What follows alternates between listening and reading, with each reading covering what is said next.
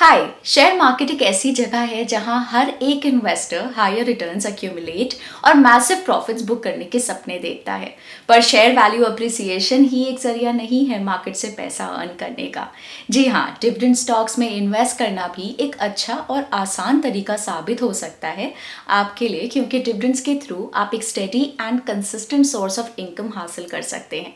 Recently कुछ companies ने dividend announce किए थे, इसलिए आज हम आपको 6 ऐसी कंपनीज के बारे में बताएंगे जिनकी एक्स डिविडेंड डेट्स नजदीक आ रही हैं। एक्स डिविडेंड डेट एक डेडलाइन की तरह होती है। डिविडेंड्स के लिए एलिजिबल होने के लिए इन्वेस्टर्स को एक्स डिविडेंड डेट से पहले कंपनी के स्टॉक्स को बाय करना पड़ता है, नहीं तो वो डिविडेंड्स के लिए एलिजिबल नहीं होंगे।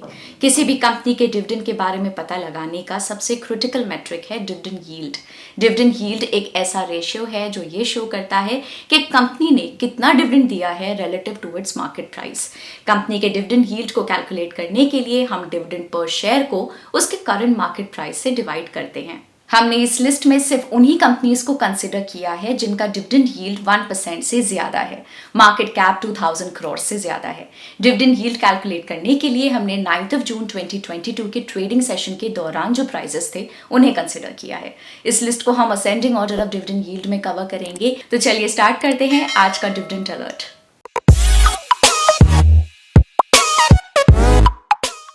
पहली कंपनी जिसकी आज हम बात करेंगे वो है KEC international. KEC international RPG group की एक फ्लैगशिप कंपनी है। KEC transmission and distribution, railways और सोलर सेगमेंट में लीडिंग सर्विस प्रोवाइडर है। कंपनी ने ₹4 पर शेयर का डिविडेंड डिक्लेयर किया है और इसकी एक्स डिविडेंड डेट 15 जून है, यानी कि अगर आप 14 जून या उससे पहले इसके शेयर्स खरीद लेते हैं तो आप इस डिविडेंड के लिए एलिजिबल होंगे। इस डिविडेंड का डिविडेंड यील्ड 1.04% तक बनता है। कंपनी के पास काफी स्ट्रॉन्ग और डाइवर्सिफाइड ऑर्डर बुक है। फाइनेंशियल ईयर 22 के एंड में कंपनी की total order book 237 billion rupees की हो चुकी है। कंपनी का ऑर्डर इनफ्लो फाइनेंशियल ईयर 22 में 45% से इंक्रीज हुआ है ईयर ऑन ईयर। इसके अलावा कंपनी की ऑर्डर बुक जियोग्राफिकली भी काफी डाइवर्सिफाइड है। कंपनी के लिए एक मेजर कंसर्न है उनका अफगानिस्तान प्रोजेक्ट। उस प्रोजेक्ट में आउटस्टैंडिंग डेटर्स की वैल्यू है 568 करोड़ रुपीस के अराउंड। जिस तरीके से कंट्री में पॉलिटिकल अनरेस्ट चल रहा है, ये अमाउंट नियर फ्यूचर में मिलना मुश्किल लग रहा है। जैसा कि आप अपनी स्क्रीन पे देख सकते हैं, हमने इस कंपनी के कुछ की फाइनेंशियल और टेक्निकल इंडिकेटर्स शो किए हैं। हमने 2 टेक्निकल इंडिकेटर्स की वैल्यूज भी इंक्लूड की हैं सो दैट आप इन स्टॉक्स को टेक्निकल पर्सपेक्टिव से भी देख सकें। हमने 2 इंडिकेटर्स का यूज किया है, 200 डे सिंपल मूविंग एवरेज यानी कि 200 डे एसएमए और आरएसआई 40। अगर एक कंपनी का स्टॉक प्राइस 200 डीएमए से ऊपर की तरफ ट्रेड कर रहा है तो स्टॉक को बुलिश माना जा सकता है, और अगर प्राइस 200 डीएमए के कंपैरिजन में नीचे की तरफ ट्रेड कर रहा है तो इस स्टॉक को बेरिश कहा जा सकता है।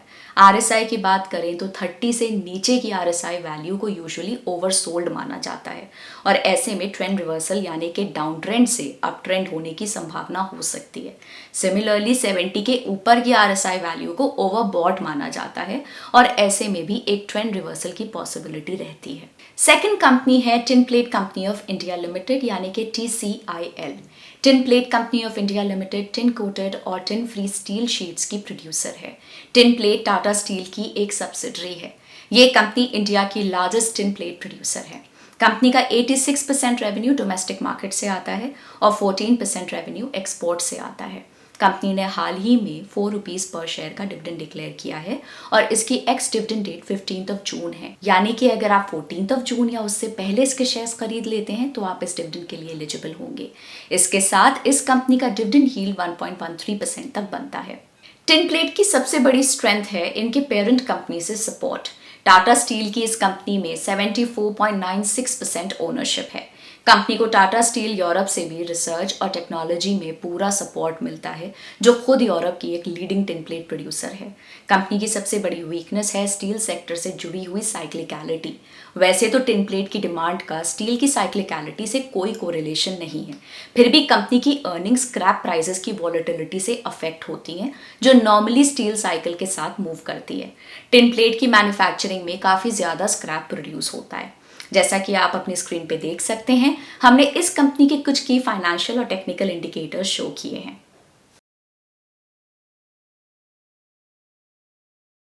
थर्ड कंपनी है DCB bank. DCB bank limited एक new generation private sector bank है जिसकी ऑलमोस्ट 400 ब्रांचेस हैं across 19 states and 3 union territories. DCB bank का फोकस ज्यादातर एसएमई, एमएसएमई, स्मॉल बिजनेसेस को लेंड करने पे रहता है। इन स्मॉल बिजनेसेस के क्रेडिट रिस्क असेसमेंट करने के लिए कंपनी डेटा एनालिटिक्स का भारी यूज करती है। इस बैंक ने अभी ₹1 पर शेयर का डिविडेंड डिक्लेयर किया है और इसकी एक्स डिविडेंड डेट 14 जून है, यानी कि अगर आप 13 जून या उससे पहले इसके शेयर्स खरीद लेते हैं तो आप इस डिविडेंड के लिए एलिजिबल होंगे। इस डिविडेंड का डिविडेंड यील्ड 1.25% तक बनता है। डीसीबी बैंक की सबसे बड़ी स्ट्रेंथ है इनकी comfortable capital position.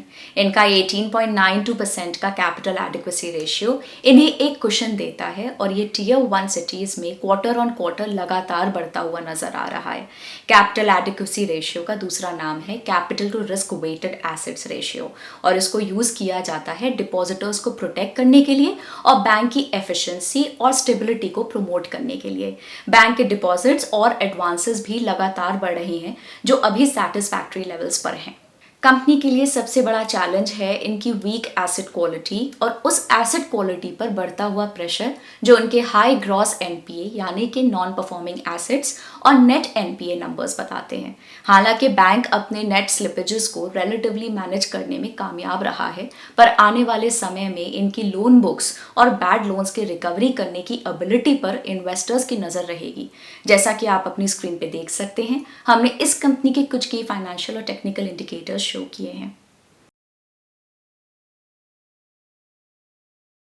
Fourth company है टाटा केमिकल्स। टाटा केमिकल्स 1939 में इनकॉर्पोरेट हुई थी और 1944 में कंपनी ने 30,000 टन पर एनम की कैपेसिटी का प्लांट मीठापुर में स्टार्ट किया था। टाटा केमिकल्स की फिलहाल 9,17,000 टीपीए की सोडा ऐश की मैन्युफैक्चरिंग कैपेसिटी है।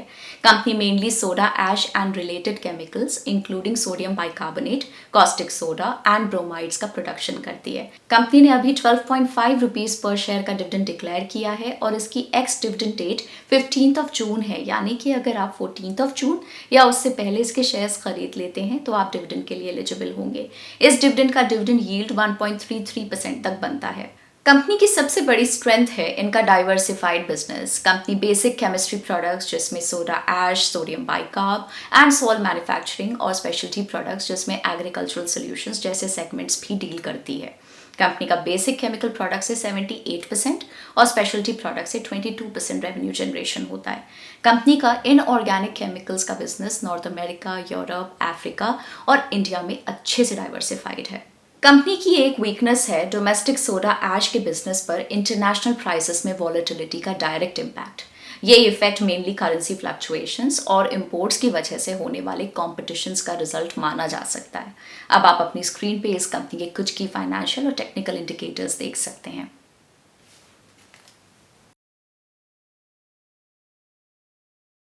फिफ्थ कंपनी है Sonata software limited. Sonata software limited 1986 में इनकॉर्पोरेट हुई थी।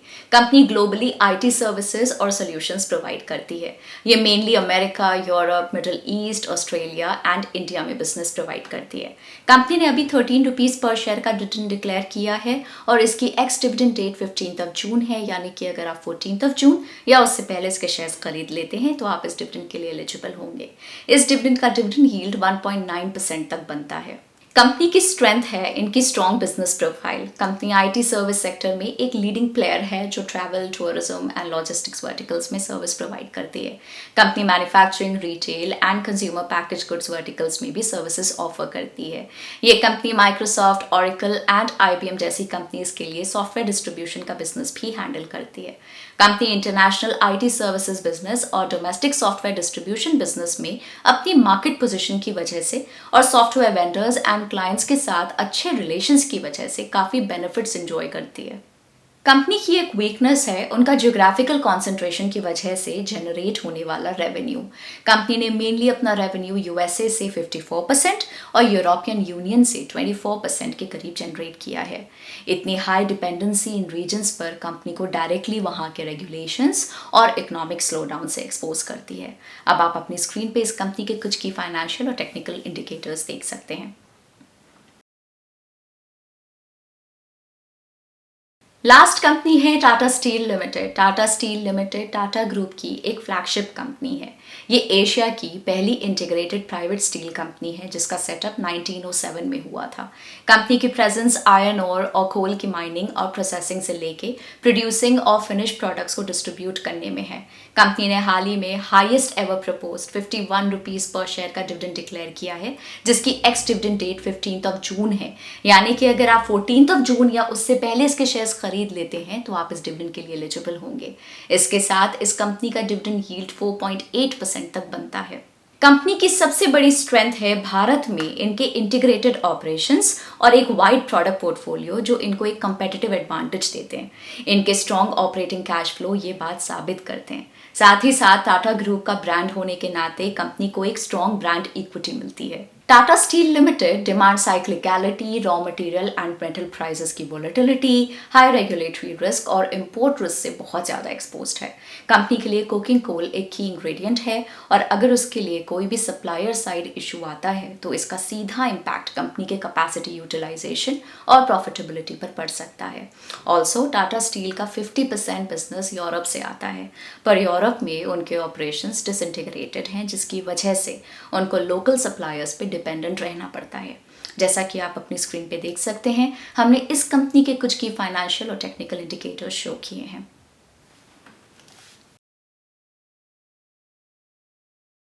तो ये थी वो 6 कंपनीज जिनकी एक्स डिविडेंड डेट नज़दीक आने वाली है और जिनका डिविडेंड यील्ड 1% से ज़्यादा है।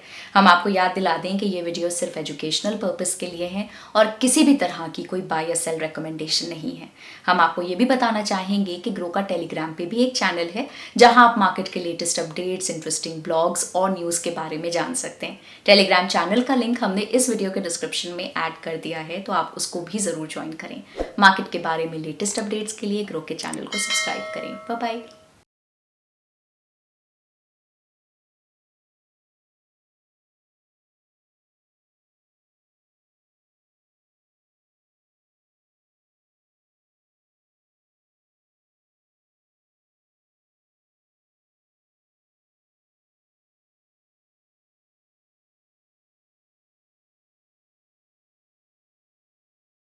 Investment in securities market are subject to market risks. Read all the related documents carefully before investing. Please read the risk disclosure documents carefully before investing in equity shares, derivatives, mutual fund, and or other instruments traded on the stock exchanges.